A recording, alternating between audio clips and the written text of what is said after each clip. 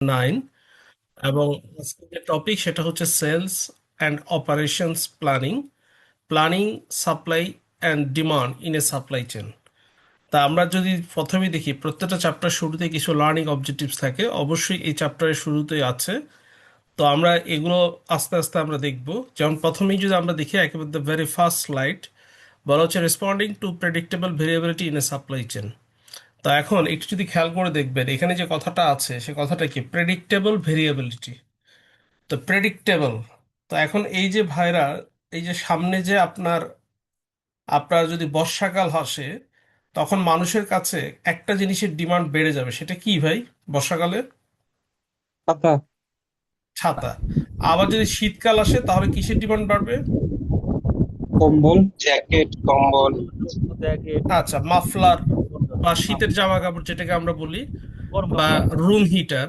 আবার যখন গরমকাল আসবে, ফ্যান, ফ্রিজ, আচ্ছা, এসি, আবার যখন ঈদ আসবে আর রোজার মাসে, রোজার মাস উপলক্ষে কিসের ডিমান্ড বাড়ে ভাই? পোশাকের। খেজুর। খেজুর। তারপরে তারপর হচ্ছে আপনার ছোলা, মুড়ি। জি, ঠিক আছে। তো এখন এই যে প্রেডিক্টেবল ভেরিয়েবিলিটি শব্দটার অর্থটা কি, যে আমরা কিছু কিছু পরিবর্তন আগের থেকে আমরা অনুমান করতে পারি, যে বর্ষাকালে এই এই জিনিসগুলোর ডিমান্ড বাড়বে, শীতকালে এটার ডিমান্ড বাড়বে, গরমকালে এটার ডিমান্ড বাড়বে, এবং আপনার সামনে ঈদ, রোজা, পূজা, এই উপলক্ষে এই প্রোডাক্টগুলোর ডিমান্ড বাড়বে। তাহলে এগুলোকে আমরা কি বলবো? Predictable variability. সবাইকে আমরা ক্লিয়ার? জি স্যার। আচ্ছা। তা এখন এখানে বলা হচ্ছে, দেখুন, predictable variability is a change in demand that can be forecasted. মানে এমন একটা ডিমান্ড যেটা চেঞ্জ হবে, এটা আপনি আগের থেকে অনুমান করতে পারেন। তাহলে এখন সাপ্লাই চেনের কাজটা কি? রেসপন্ড করা। কিভাবে রেসপন্ড করা? এই যে হঠাৎ করে কোনো ডিমান্ড বেড়ে যাচ্ছে, কোনোটার ডিমান্ড কমে যাচ্ছে, আমি যদি আগের থেকে বুঝতে পারি, তাহলে সাপ্লাই চেন কি করবে? সেই অনুযায়ী তার প্রোডাক্টের উৎপাদন বাড়িয়ে দিতে হবে। যেমন শীতকাল আসার আগে কি করতে হবে? শীতের পোশাক তৈরি করে মার্কেটে রেখে দিতে হবে। আবার যখন গরমকাল আসবে, গরমের পোশাক বা গরমের যে জিনিসগুলো সেগুলো আগে ভাগে প্রিপেয়ার করে ফেলতে হবে। তা এখন এইটাকে বলা হচ্ছে কি, responding to predictable variability in a supply chain. এখানে যদি খেয়াল করে দেখেন, এই যে সাপ্লাই চেন যে রেসপন্ড করবে, কিভাবে রেসপন্ড করবে, দুইটা অ্যাপ্রোচ আছে। কি কি অ্যাপ্রোচ? একটা হচ্ছে ম্যানেজিং সাপ্লাই, একটা হচ্ছে ম্যানেজিং ডিমান্ড। তো ম্যানেজিং সাপ্লাইটা কি? Using capacity, inventory, subcontracting, backlogs. তার মানে কি, সে তার ক্যাপাসিটি ব্যবহার করবে। যেমন দেখেন, সামনে যদি আপনার শীতকাল আসে, তাহলে আমার গার্মেন্টস ফ্যাক্টরি আছে। তো শীতকাল আসবে আগামী 1 মাস পরে, তো আমি কি এখন শীতের জামা কাপড় তৈরি করবো নাকি গরমের জামা কাপড় তৈরি করবো ভাই? শীতের। তাহলে আমার যে ক্যাপাসিটি, এটা দিয়ে আমি কি করব? শীতের জামা কাপড় তৈরি করব। তারপর জি, ইনভেন্টরি, আমার যে ওয়্যার হাউস আছে, সেখানে আমি কি করব? শীতের জামা কাপড় তৈরি করে মজুত রাখবো। আর আমি জি, যদি নিজে না পারি, কাউকে দিয়ে সাব কন্ট্রাক্টিং করাবো। আর জি, ব্যাকলগসটা কি? ব্যাকলগটা হচ্ছে যদি পূর্ব থেকে যদি কেউ আমাকে কোনো অর্ডার দিয়ে থাকে, সেটা কিভাবে আস্তে আস্তে তৈরি করে এটা সাপ্লাই দেওয়া যায়, সেটা আমাকে মাথায় রাখতে হবে। আর ডিমান্ড, ম্যানেজিং ডিমান্ডটা কি? যেমন দেখেন, using short term price. For example, সামনে এই যে কি বললাম, 1 মাস পরে শীতকাল, তাহলে 1 মাস পরে যদি শীতকাল আসবে আমি অনুমান করতে পারি, তাহলে এখন কি গরম প্রায় শেষের দিকে? কি গরম জি, শেষের দিকে না ভাই? তাহলে জি, এখন ধরেন আমার আমার দোকানে বা আমার প্রতিষ্ঠানে অনেকগুলো হাফ হাতার শার্ট আছে। তো গরমকালে, শীতকালে কি মানুষ হাফ হাতার শার্ট পরে ভাই? জি না। বা সতীর জামা কাপড় পরে খুব একটা না। তাহলে কি করতে হবে? আমি যদি চিন্তা করি 1 মাসের ভিতর যদি প্রোডাক্টগুলো সেল করতে না পারি, শীতকালে কিন্তু এই প্রোডাক্টগুলো সেল হবে না। তাহলে আমি কি করতে পারি? ধরেন বলে দিলাম যে buy one get one free. এটা কি ট্রেড প্রমোশনস, বা দুটো কিনলে একটা ফ্রি। বা আমি বলে দিতে পারি শর্ট টার্ম প্রাইস ডিসকাউন্ট। কিভাবে? 30% ডিসকাউন্ট যদি এখন কিনে ফেলেন, 50% ডিসকাউন্ট। তাহলে এর ফলে কি হবে, যে শর্ট টার্ম প্রাইস ডিসকাউন্ট এবং ট্রেড প্রমোশনের কারণে অনেকেই কি করবে, এই প্রোডাক্টগুলো অগ্রিম কিনে রাখবে। কি ব্যাপারটা কি, তাই না? তাহলে কি জি, সবাইকে আমরা বুঝতে পারছি যে ম্যানেজিং সাপ্লাই এবং ম্যানেজিং ডিমান্ড কিভাবে করতে হবে? জি স্যার। সবাইকে আমরা ক্লিয়ার? আচ্ছা। তো এখন দেখুন, এখানে বলা হচ্ছে, এই যে আমরা একটু আগে দেখলাম, দেখেন, ম্যানেজিং ক্যাপাসিটি। তো এখানে দেখেন অনেকগুলো ওয়ে আছে ক্যাপাসিটি ম্যানেজ করার জন্য। যেমন দেখেন, time flexibility from workforce, banks or telemarketing centre. যেমন আপনারা খেয়াল করে দেখবেন, ঈদ উপলক্ষে যারা ব্যাংকার, তারা দেখবেন শুক্র শনিবার অফিস করে। কি আমি কি ভুল বলছি ভাই? কি আমি কি ভুল বলতেছি ভাইরা? স্যার খোলা জি থাকে না স্যার। স্যার, খোলা আচ্ছা, থাকে। তাহলে এখন এই যে যেহেতু ঈদ উপলক্ষে মানুষের নগদ টাকার প্রয়োজন, অনেক পরিমাণ ট্রানজেকশন হচ্ছে, তো এই কারণে এবং ওই যে শ্রমিকদের ঈদের আগে বেতন ভাতা এবং বোনাস পরিশোধ করার জন্য কি করে ব্যাংকগুলো শুক্র শনিবার অতিরিক্ত সময় খোলা থাকে। তাহলে এই যে যারা ব্যাংকে কর্মকর্তা কর্মচারী ওয়ার্কফোর্স, তাদের জন্য কি এটা একটা টাইম ফ্লেক্সিবিলিটি না ভাই? তারা যদি বলতো আমি রবিবার থেকে বৃহস্পতিবার পর্যন্ত কাজ করবো, আমি শুক্র শনিবার কাজ করব না, তাহলে কি এই সার্ভিসটা দেওয়া সম্ভব ছিল? জি না। কি এটা কি সম্ভব ছিল? ছিল না। তাহলে জি এটাকে না। আমরা কি বলবো? Time flexibility of workforce. জি তার মানে যদি মনে করেন আপনার প্রতিষ্ঠানের ক্যাপাসিটি হচ্ছে পার ডে আপনি 1,000টা প্রোডাক্ট তৈরি করতে পারেন, কিন্তু আপনার কাছে ডিমান্ড আছে কত? 1200 প্রোডাক্ট। তা এখন যদি আপনি ওই 9টার থেকে 5টার পরে 2 ঘন্টা করে ওভারটাইম করান, তাহলে আরো 200 প্রোডাক্ট অতিরিক্ত তৈরি করা সম্ভব। তখন এই যে 2 ঘন্টা ওভারটাইম করাবেন, এটাকে আমরা কি বলবো? Time flexibility time. From workforce.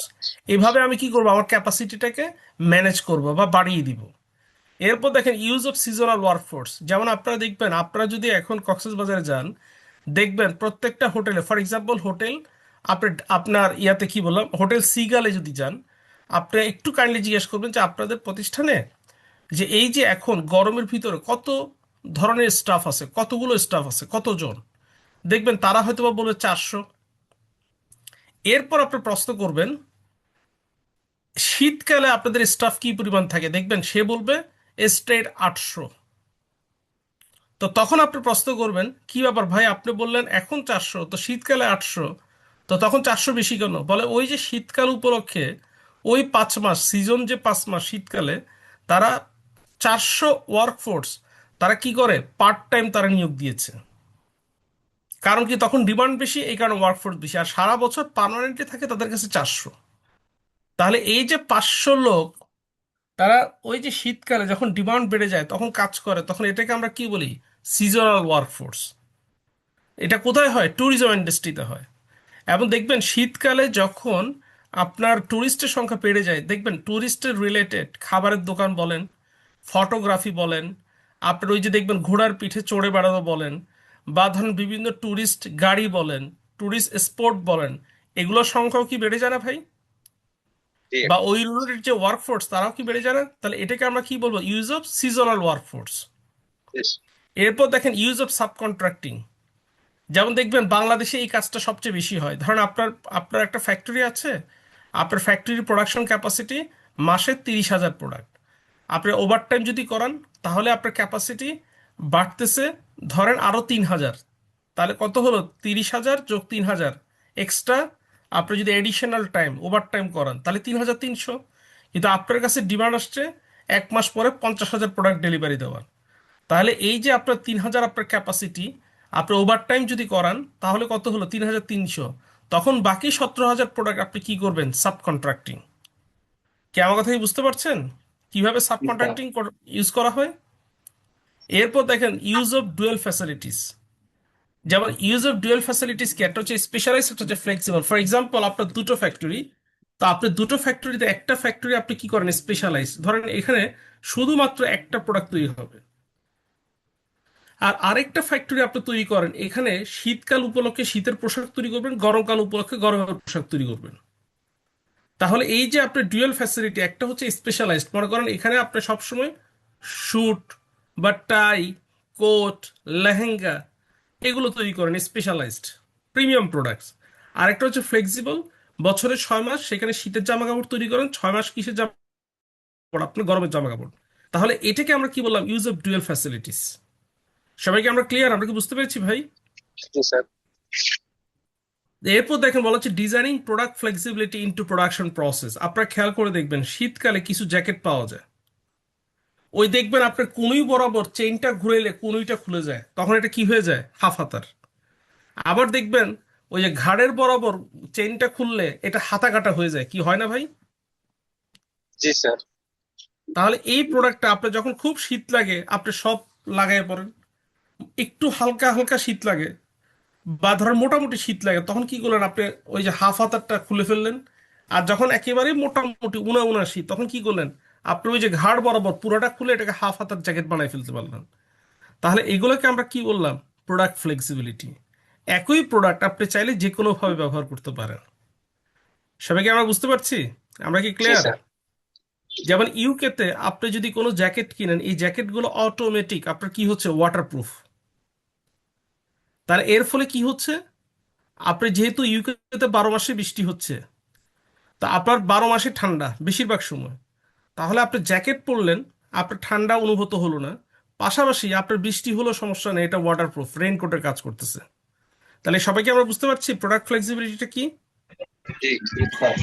আচ্ছা, লোনটা এখন যদি আমরা দেখি আহ, কারো কারো সাউন্ড আসতেছে। আচ্ছা যাক, একটু কেয়ারফুল হব আমরা, হ্যাঁ, ক্লাসের সময়। এতক্ষণ আমরা দেখলাম কি, ম্যানেজিং, আমরা দেখেছি কি, আমরা ম্যানেজিং ক্যাপাসিটি দেখেছি, সরি। তা আমরা এখন দেখবো কি, ম্যানেজিং ইনভেন্টরি। তা এখন দেখেন, ম্যানেজিং ইনভেন্টরির ক্ষেত্রে বলা হচ্ছে, দেখবেন, using common components across multiple products. এখন আমি কি বললাম ভাই, আপনি ধরেন আপনার প্রতিষ্ঠানে শার্ট তৈরি করেন, আপনার প্রতিষ্ঠানে আপনি শার্টের পাশাপাশি প্যান্ট তৈরি করেন, পাঞ্জাবি তৈরি করেন, পায়জামা তৈরি করেন, শাড়ি তৈরি করেন। তাহলে এই ক্ষেত্রে আপনার প্রত্যেকটা প্রোডাক্টের ক্ষেত্রে আপনার কমন একটা কম্পোনেন্টস কি ভাই? সুতার ব্যবহারটা কি হয় না ভাই? জি তারপর কালার, এটা কি কমন কম্পোনেন্টস না? জি তাহলে আপনার দেখেন, এই প্রতিষ্ঠানে আপনার যে প্রোডাক্টগুলো তৈরি করেন, ধরেন 8-10 রকমের জামা কাপড় তৈরি করেন, বেশিরভাগ ক্ষেত্রে মেইন উপাদানটা কি আপনার সুতা এবং হচ্ছে কালার। তো এই দুটো জিনিস কি আপনার কমন কম্পোনেন্টস না? জি তাহলে আপনার মনে করেন কখনো আপনার শাড়ির ডিমান্ড বেশি, তাহলে আপনার সুতা এবং কালার বেশিরভাগ কোথায় ইউজ করবেন? শাড়ির পিছনে। অন্যান্য প্রোডাক্ট তখন একটু কম তৈরি করবেন। তাহলে এইভাবে কিন্তু আপনি ইনভেন্টরি ম্যানেজমেন্ট করতে পারেন। এরপর যদি খেয়াল করে দেখেন, build inventory of high demand or predictable demand products, তার মানেটা কি? যখনই প্রেডিক্টেবল ডিমান্ড বা হাই ডিমান্ড, যেমন সামনে শীতকাল, আমি জানি আমার হাত মোজা, কানটুপি, মাফলার, জ্যাকেট, সোয়েটার, কম্বল, আমার কি কাঁথা, এগুলোর ডিমান্ড বেড়ে যাবে। তো তখন আমি কি করব, এই উপলক্ষে এই প্রোডাক্টগুলোর উৎপাদন বাড়িয়ে দিব, আর অন্যান্য প্রোডাক্টগুলোর উৎপাদন কি করব, কমিয়ে দিব। এভাবে আমাকে কি করতে হবে, ইনভেন্টরি ম্যানেজমেন্ট করতে হবে। সবাইকে আমরা ক্লিয়ার? আমরা কি বুঝতে পেরেছি ভাইরা? জি স্যার। জি যেমন ধরেন আপনার বিদ্যুৎ সবার দরকার হয়, কিন্তু আপনি একটা সময় খেয়াল করে দেখবেন, যখন সেচের মৌসুম, আপনি দেখবেন শহরে লোডশেডিং হচ্ছে কিন্তু গ্রামে হচ্ছে না। কারণটা কি ভাই বলুন তো? গ্রামে চাহিদা তখন বেশি থাকে, ডিমান্ড বেশি থাকে সেচের কারণে। আপনার চাহিদা এবং ডিমান্ড বেশি থাকে ব্যাপারটা তা না, শহরে যে কম থাকে চাহিদা তা না। ব্যাপারটা হচ্ছে, আপনি যদি ভাই সেচ কাজে যদি সেচের সময় গ্রামে যদি বিদ্যুৎ নির্বিচ্ছিন্নভাবে সাপ্লাই না দেন, তাহলে কৃষকরা তারা কি ফসল ফলাতে পারবে? আর জি ফসল যদি না ফলে, তাহলে আমরা কি খাবার খেতে পারবো? আর জি পাশাপাশি যারা কৃষক, তারা যদি ফসল না ফলাতে পারে, তারা কি বেকার হয়ে যাবে না? গ্রামীণ জি যে অর্থনীতি কি ভেঙে পড়বে না? জি তাহলে তখন কি, ডিমান্ড সব জায়গায় আছে, কিন্তু তখন যে সাপ্লায়ারটাকে সরকার, তারা প্রায়োরিটি ঠিক করে যে কোথায় বিদ্যুৎটা বেশি দরকার। আবার এটা আপনি হয়ে খেয়াল করবে দেখবেন, উপার্জনের খাদ্য সংকট। যখন ইফতারের সময়, আপনারা দেখবেন ইফতারের সময় চেষ্টা করা হয়, ইফতার এবং সেহরির টাইমে পুরো বাংলাদেশে যেন বিদ্যুৎটা মোটামুটি থাকে, এটা একটু চেষ্টা করা হয়, এনশিওর করা হয়, বা তারাবির সময়। তা এখন এই যে এই বিষয়গুলো এইভাবেই দেখেন, বিদ্যুতের চাহিদা সবারই আছে, কিন্তু প্রয়োজন ভেদে আমরা কি করি, এটাকে ম্যানেজ করি। তো সবাইকে আমরা ক্লিয়ার? আমরা কি বুঝতে পেরেছি? জি আচ্ছা, এরপর দেখেন ইনভেন্টরি ক্যাপাসিটি ট্রেড অফ। সবাই একটু দেখবেন, আপনাদেরকে সময় দিলাম 2 মিনিট, এটা একটু দেখেন স্লাইডটা।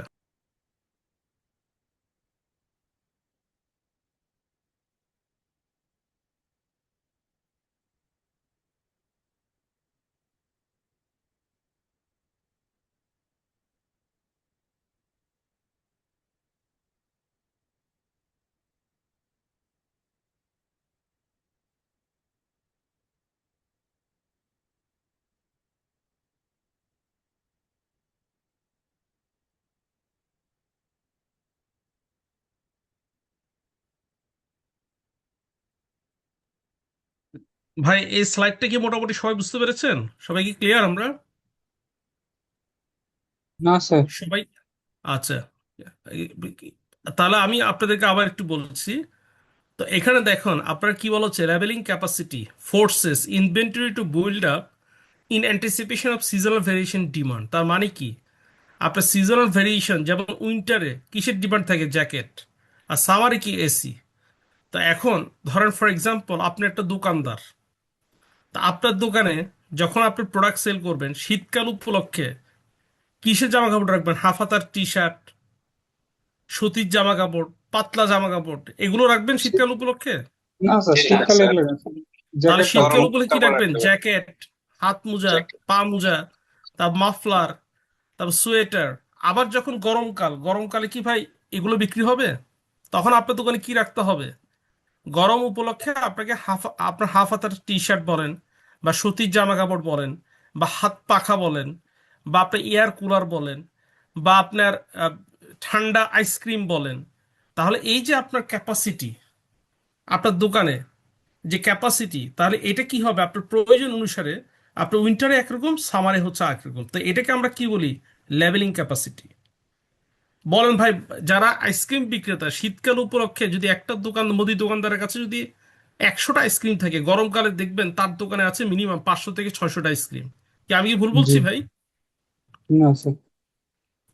এরপর দেখেন, carrying low levels of inventory requires carrying to vary seasonal variation in demand. এই যে একটু আগে যেটা বলছি, ঘুরে ফিরে সেম কথা, যে আমার শীতকালে আমার কি হবে? যেমন জ্যাকেট, জ্যাকেট কম পরিমাণে, লো লেভেলস অফ ইনভেন্টরি। জ্যাকেট কখন কম পরিমাণে আমার দোকানে রাখবো, উইন্টার না সামারে ভাই? সামারে কম সামার। পড়বে। সামারে। কম আচ্ছা। রাখবো। আবার যদি খেয়াল করে দেখেন, enough capacity to cover peak demand during the season. কিন্তু আবার যখন পিক ডিমান্ড কখন? December, January, February. তখন কিন্তু আবার আমার ক্যাপাসিটিটা কি করতে হবে? এনাফ বাড়াই দিতে হবে। কেন? ওই যে পিক ডিমান্ডটাকে আমার সাপ্লাই দেওয়ার জন্য। তখন আবার কিন্তু এই যে উইন্টারে জ্যাকেটের পরিমাণ কি করতে হবে? বেশি পরিমাণে রাখতে হবে। তো সবাইকে আমরা বুঝতে পারছি, ঘুরে ফিরে সেই সেম একই কথা। সবাইকে আমরা ক্লিয়ার? জি স্যার।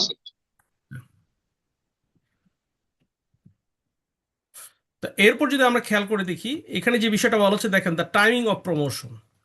তো এখন এই যে আপনি কখন প্রমোশন দিবেন, এটার উপরও কিন্তু অনেক সময় অনেক কিছু ডিপেন্ড করে। যেমন এখানে আমার দুটো প্রশ্ন। একটা হচ্ছে যে promotion on demand, impact of promotion demand. যেমন আমি যদি ধরেন টেলিভিশনে একটা বিজ্ঞাপন দিলাম, পেপারে বা নিউজ পেপার বা ম্যাগাজিনে একটা বিজ্ঞাপন দিলাম, একটা বিলবোর্ড দিলাম, এই প্রমোশনটা যে দিলাম, এটার কারণে আমার ডিমান্ড কি পরিমাণ বাড়ে? অনেক বেশি বাড়বে, কিছুটা বাড়বে, নাকি মোটামুটি বাড়বে? এটার ইম্প্যাক্টটা কি আমাকে জানতে হবে। তারপর দেখেন বলা হচ্ছে কস্ট অফ হোল্ডিং ইনভেন্টরি।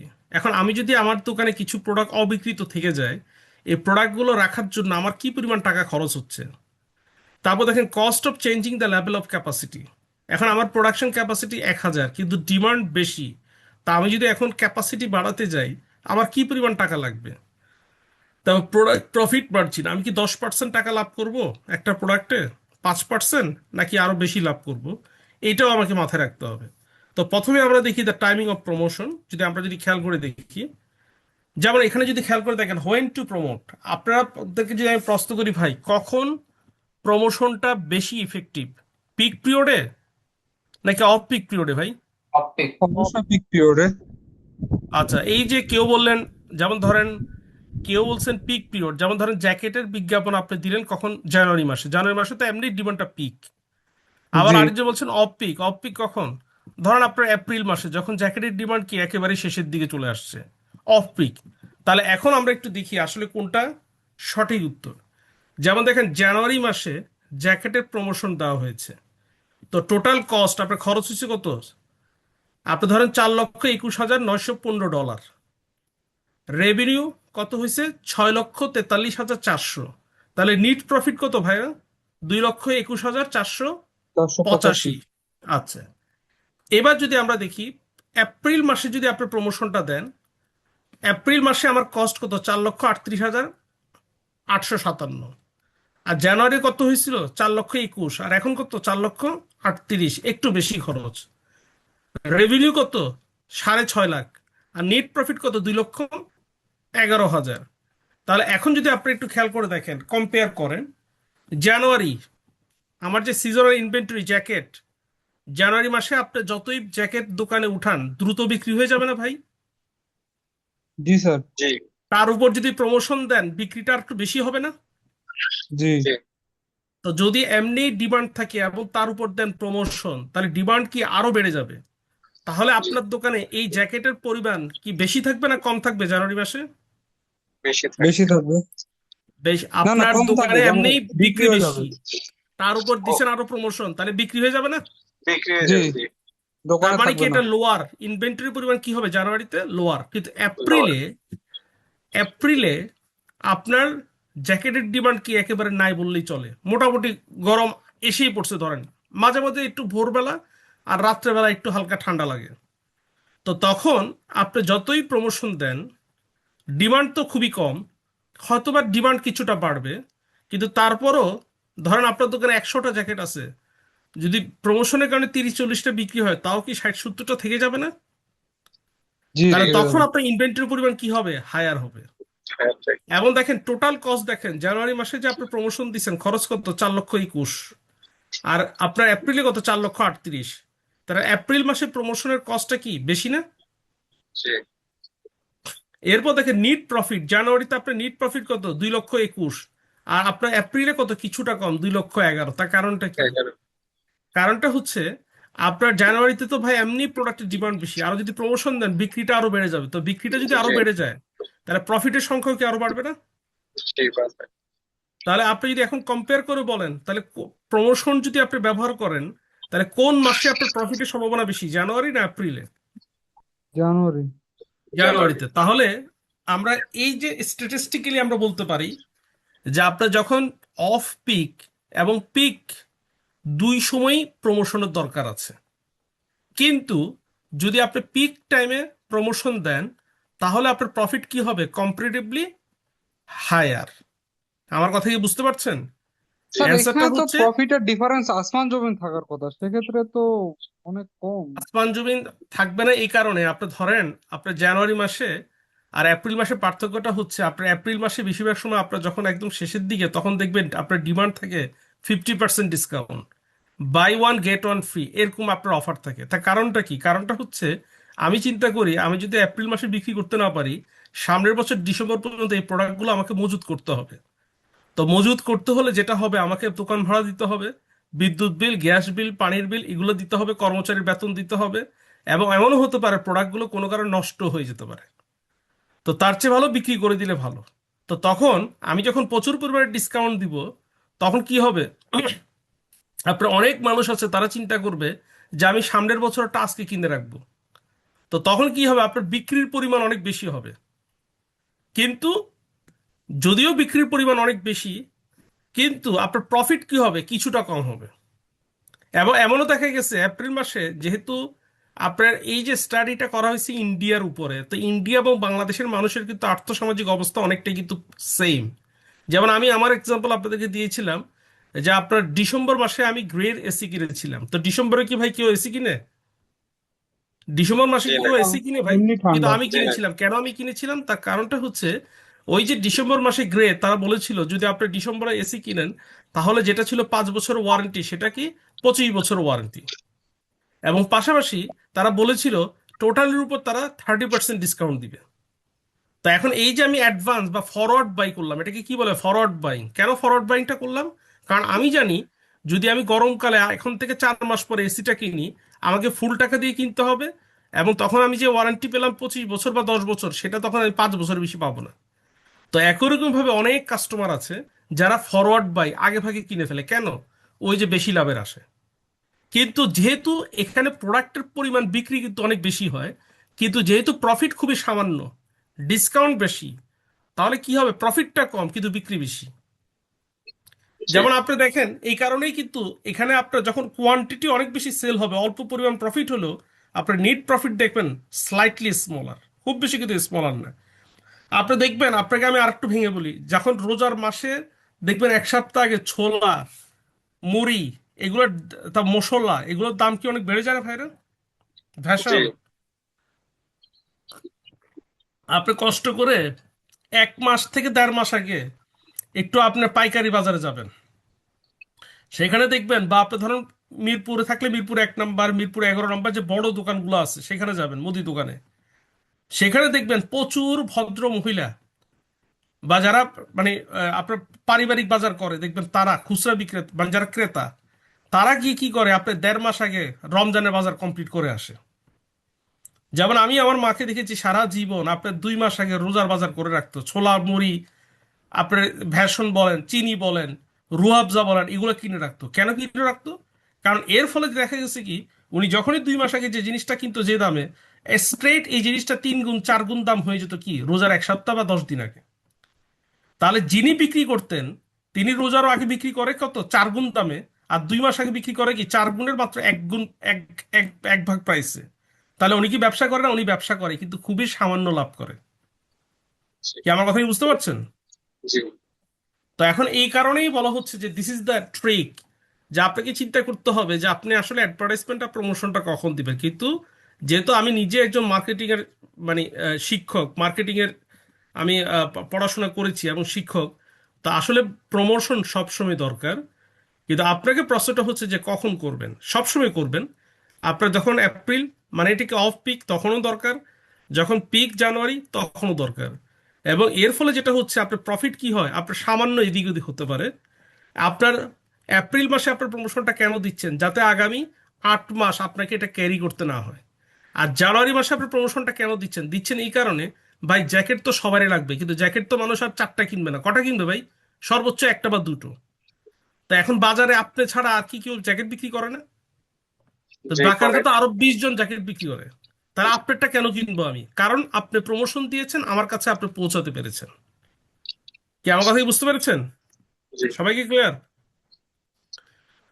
তো এখন দেখেন এখানে আরেকটা কথা বলা হচ্ছে, এই যে স্লাইডটা যদি আপনারা খেয়াল করে দেখবেন, price discount leads to large increase in consumption. আপনার বলা হচ্ছে মানে যতগুলো প্রমোশন আছে, যেমন ধরেন buy one get one free, 50% discount, আপনার টেলিভিশনের বিজ্ঞাপন, এটাও কিন্তু একটা প্রমোশন। কিন্তু টেলিভিশনে যে বিজ্ঞাপন দেয় এর ফলে ভাই একজন ক্রেতা তার পকেটে কি 1 টাকা লাভ হয়? কি ভাই 1 টাকা লাভ হয়? টেলিভিশনে বিজ্ঞাপন দিছে এই জন্য কি আমার কোনো লাভ হচ্ছে? জি। না স্যার।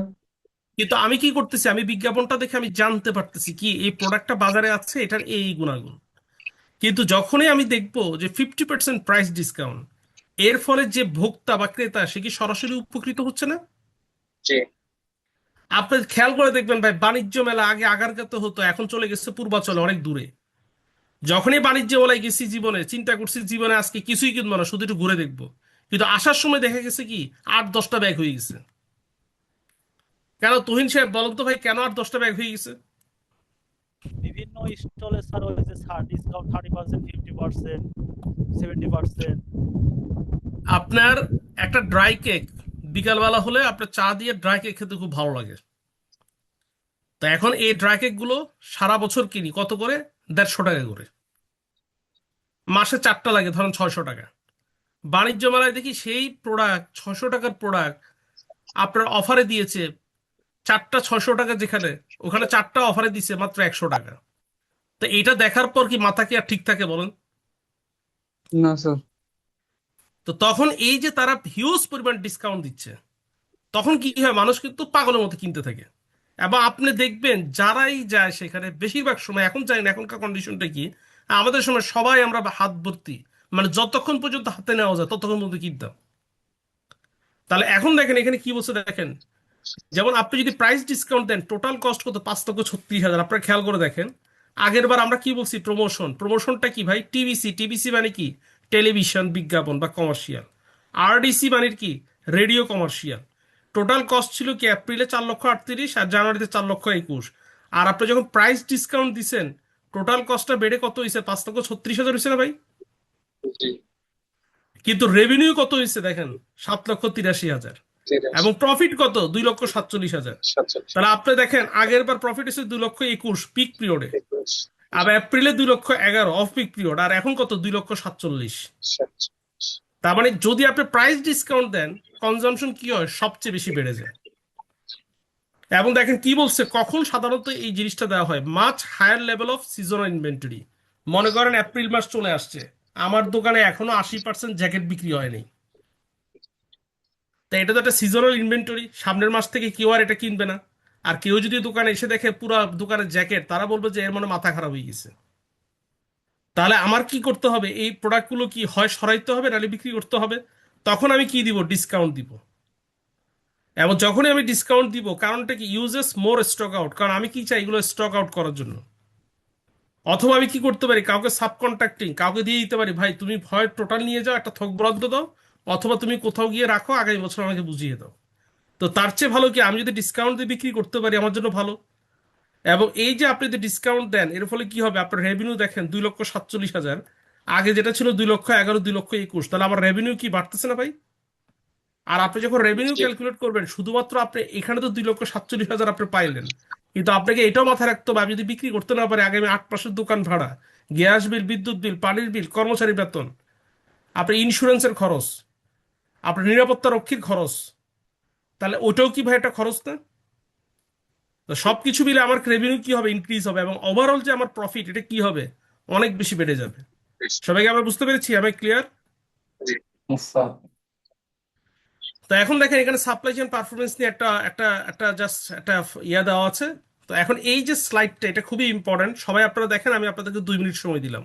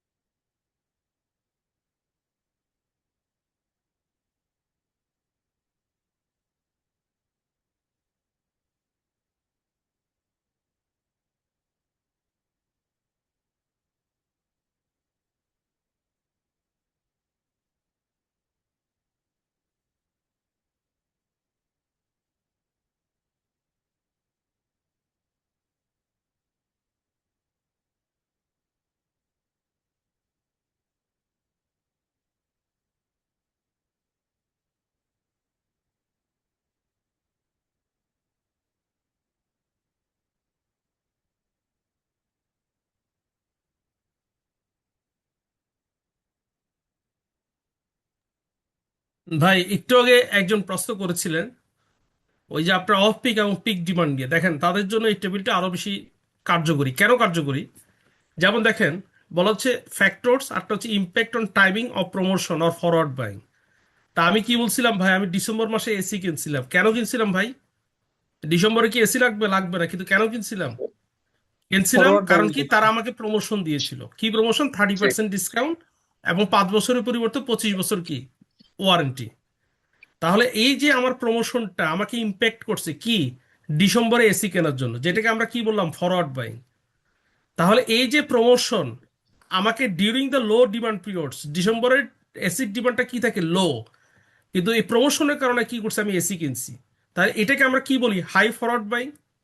জি তার মানে যদি আপনি অফ পিক পিরিয়ডে, আপনি যদি, যেমন ধরেন এপ্রিল মাসে জ্যাকেটের যদি আপনি প্রমোশন দেন, মানুষ জ্যাকেট কিনবে, কিন্তু কেন কিনবে, এই কেনাটা কি, ফরওয়ার্ড বাইং। এবং যিনি বিক্রেতা ভাই, তার প্রফিট কি বেশি হবে নাকি কম হবে এক্ষেত্রে? আপনার প্রোডাক্টটা বিক্রি করতেন 100 টাকায়, কিন্তু এখন বিক্রি করতেছেন 70 টাকায়, প্রফিট তাহলে কম যিনি হবে। বিক্রেতা, তাহলে এই যে দেখেন এখানে একটা কথা আছে, দেখেন ফেভার্স প্রমোশন ডিউরিং লো ডিমান্ড পিরিয়ডস, লো মার্জিনটা কি মার্জিন। হচ্ছে, লো মার্জিন। লো কি সবাই কি ক্লিয়ার, লো মার্জিনটা কেন বলছে জি এখানে? জি জি আচ্ছা, স্যার। এবার যে মাঝখানেরটা, এখানে খেয়াল করেন কি বলছে, favours promotion during peak demand periods AC in June. যেমন আমি আপনাদেরকে মনে হয় কোনো একটা ক্লাসে, আমি জানি না আমি বলেছি কিনা, বা আগের কোনো ব্যাচে আমি হয়তো বা বলেছি, তা আমি যখন বাংলাদেশে গেলাম, তো তখন জুন জুলাই মাস, প্রচন্ড গরম। তো তখন আমি চিন্তা করলাম আরেকটা এসি কিনবো। তো এসি কিনবো, যেহেতু আমার বাসায় আগের থেকে গ্রের এসি আছে, আমার এসি মনে মনে ঠিক করে গেছে আমি গ্রের এসিটাই কিনবো, কারণ এই সার্ভিসটা বেশ ভালো। তো যখন আমি গ্রেটা কিনতে গেলাম, গিয়ে দেখি গ্রে এবং ওয়ালটন তারা পাশাপাশি দুটো দোকান। গ্রের এসির ক্ষেত্রে তারা কোনো ডিসকাউন্ট দিচ্ছে না, এবং ওয়ারেন্টি মাত্র 5 বছর। আর ওয়ালটন তারা বলছে কি, 10 থেকে 20% ডিসকাউন্ট, তাদের একটা স্ক্র্যাচ কার্ড, ওটা আপনি ঘষবেন, ঘষলে ন্যূনতম 10%, সর্বোচ্চ 20% ডিসকাউন্ট পাবেন। পাশাপাশি তাদের ওয়ারেন্টি হচ্ছে 10 বছর। তো যখনই এই প্রমোশনটা দেখলাম ভাই, তখন আমি চিন্তা করলাম, তাইলে আর আমি এই গ্রে না কিনে আমি ওয়ালটনটাই কিনি। তাহলে ভাই আমি কিনতে গেলাম কোনটা, আমি কোনটা এই কিনতে গিয়েছিলাম? গ্রে। কিন্তু গ্রে কিনলাম কোনটা? ওয়ালটন। কেন কিনতে ওয়ালটন। গেছি? কারণ ওয়ালটন প্রমোশন দিছে কিন্তু গ্রে দেয় নেই। জি তাহলে এই যে এর ফলে একটু খেয়াল করে দেখবেন, high ability to steal market share. তাহলে আমি কিন্তু মনে মনে গেছি গ্রে কিনতে, কিনলাম ওয়ালটন। কেন ওয়ালটন কিনলাম? কারণ ওয়ালটন আমাকে এক্সট্রা কি ডিসকাউন্ট দিছে, প্রমোশন দিছে। তাহলে ওয়ালটন কি ওই যে গ্রের কাস্টমার আমাকে, তারা কি চুরি করলো না ভাই? স্টিল করা জি মানে কি চুরি চুরি করা না? চুরি করে। জি কিসের মাধ্যমে চুরি করছে? ওই যে প্রমোশন দিয়ে। প্রমোশন। তারপর দেখেন এর ফলে তার যে এই যে তার যদি কাস্টমার বেশি হয়, প্রোডাক্ট সেল বেড়ে যায়, তাহলে তার ওভারঅল যে মার্জিন এটা কি লো থাকবে নাকি হাই হবে ভাই? হাই হবে। এবং আরেকটা জিনিস দেখেন, যখন কাস্টমারের সংখ্যা বেড়ে যাবে, তার ওভারঅল মার্কেট বা মার্কেট শেয়ার এটা কি ডিক্রিজ করবে নাকি ইনক্রিজ করবে? ইনক্রিজ ও করবে। ইনক্রিজ করবে। ইনক্রিজ করবে। তাহলে কি আমরা বুঝতে পারছি ভাই, আপনি অফ পিক বলেন আর পিক বলেন, দোনো সময় আপনার কি দরকার আছে? দুটো সময় আপনার কি দরকার? আপনার মার্কেটিং। প্রমোশন দরকার আছে। এরপর লাস্টের লাইনে আছে দেখেন, decrease forward buying by retailer. সাধারণত ফরওয়ার্ড বাইংটা কারা করে? কাস্টমাররা করে, রিটেলাররা খুব একটা করে না। কেন করে না ভাই? ধরেন ভাই আপনি একজন রিটেলার, খুচরা বিক্রেতা, এখন গরমকাল, আপনার দোকানে গরম গরম প্রোডাক্ট দিয়ে ভরপুর। তো হঠাৎ করে এসি অফার দিছে, আপনার এসির একটা অফার দিয়েছে 40% ডিসকাউন্ট। তা আপনি যদি এসি কিনে অ্যাডভান্স ফরওয়ার্ড বাই করে আপনার দোকানের 50% জায়গা যদি দখল করে রাখেন, তাহলে গরমের যে জিনিসগুলো আপনার দোকানে আছে সেগুলো রাখতে পারবেন? না, আর রাখতে না পারলে কাস্টমার এসে কি এখন কি এসি কিনবে না গরমের গরমের জিনিস কিনবে? কিছুই কিনবে না। কাস্টমার তো এসে গরমের জিনিসটা কিনবে, কিন্তু যখনই কিনতে আসবে দেখবে আপনার দোকানে গরমের জিনিস নেই। কারণ কি, অর্ধেক জিনিস, অর্ধেক জায়গায় আপনি ভরাই রাখছেন কি দিয়ে? এসি দিয়ে। তাহলে এসি আপনার কি আলটিমেটলি কি সেলসটা কমে যাবে না? জি তো যেহেতু sales. Retailer, because of the reason, কি বলা হচ্ছে, হাই রিটেলার হোল্ডিং কস্ট, তাদের হোল্ডিং কস্টটা কি অনেক বেশি। দ্যাটস ওয়াই রিটেলাররা সাধারণত ফরওয়ার্ড বাই করে না। তাহলে ফরওয়ার্ড বাইটা কারা করে বেশিরভাগ সময়? যারা ডিরেক্ট কাস্টমার। সবাইকে আমরা এই এই টেবিলটা কি ক্লিয়ার? আমরা কি বুঝতে পেরেছি ভাইরা? জি জি স্যার। আচ্ছা, আলহামদুলিল্লাহ। এরপর দেখেন বলা হচ্ছে কনক্লুশনস অন প্রমোশন। তো সবাই যদি একটু খেয়াল করে দেখবেন, এই যে কনক্লুশন অন প্রমোশনের ক্ষেত্রে বলা হচ্ছে, দেখেন number one, average inventory increases if a promotion is run during the peak period AC in June. বুঝেন, জুন মাসে এসির ডিমান্ড কি বেশি না?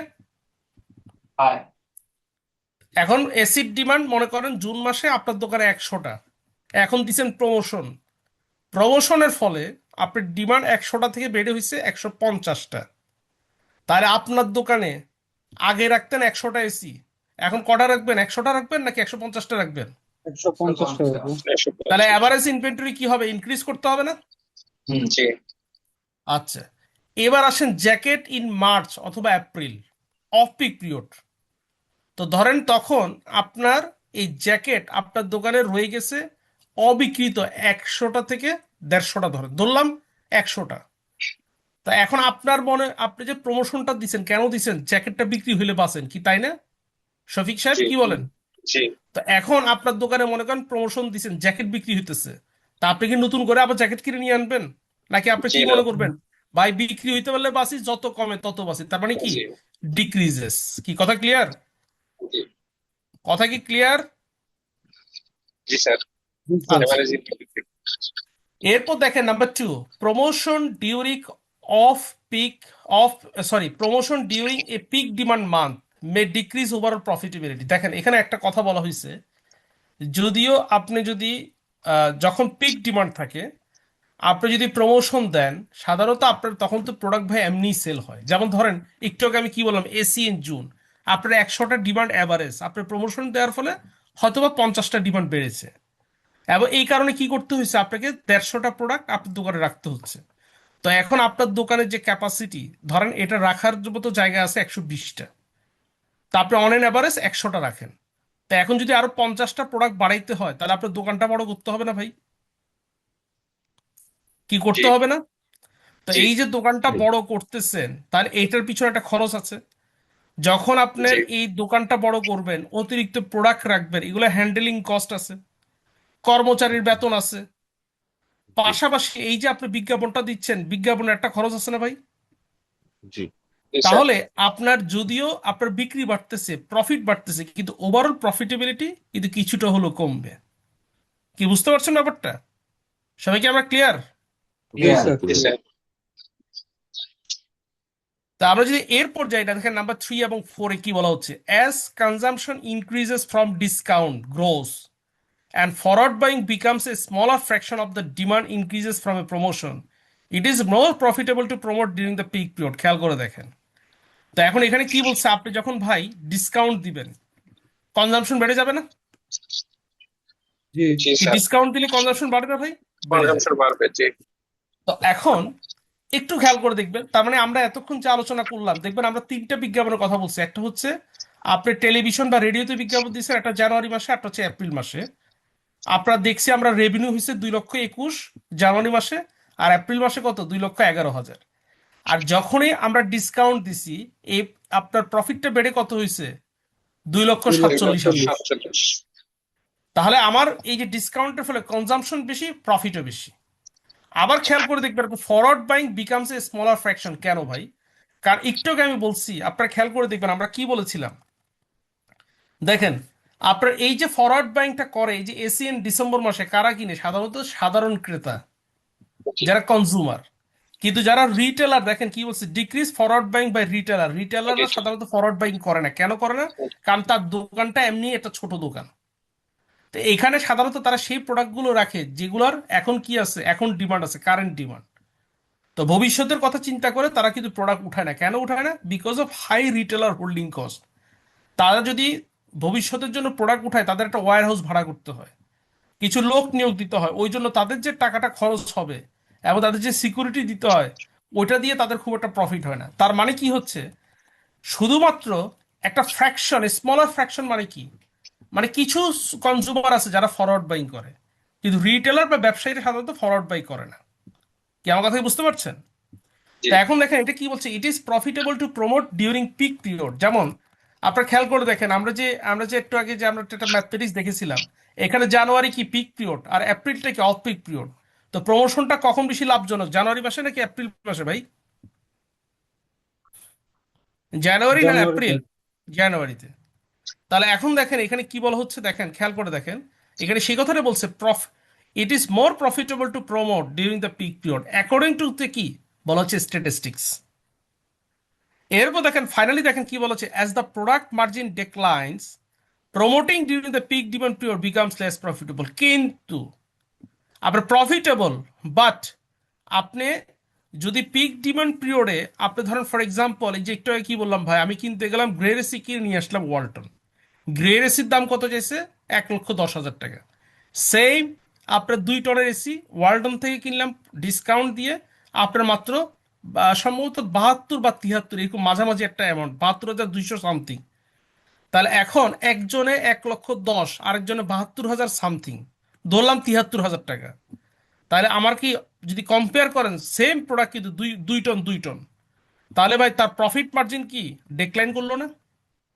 জি জি অনেক তাহলে কমে এখন যায়। এই যে পিক ডিমান্ড পিরিয়ডে যদি আপনি প্রমোশন দেন, তাহলে আপনার সাধারণত প্রমোশনটা দেওয়ার ফলে আপনার যে আপনার যে প্রফিটটা কিছুটা হলো কমবে। কিন্তু কি আমার কথা ক্লিয়ার?